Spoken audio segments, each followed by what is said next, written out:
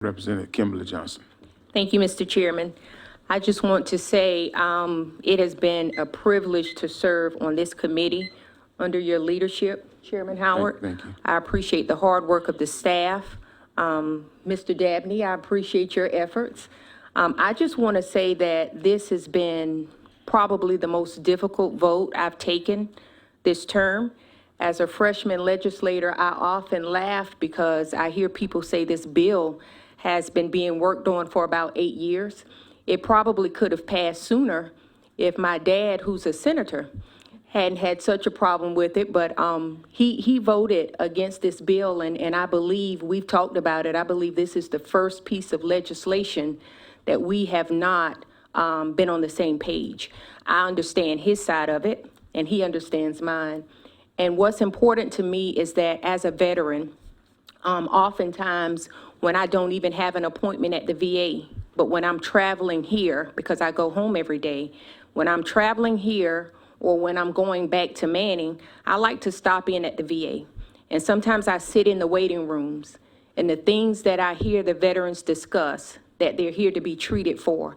I've seen missing limbs and veterans be service connected at 10%, but they have a bag, a plastic grocery bag of about 8 to 10 prescription medications.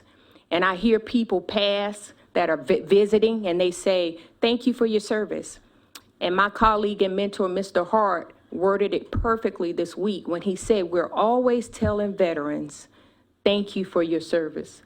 But I believe that talk needs to be matched by the walk. And I sit here and I say it's difficult because I hear the other side of it, but I just can't think that there's a child having numerous seizures. I can't think that there's a cancer patient near the end of life. I can't think that there's a veteran with some of these prescriptions that I've seen with my own eyes that they have been given.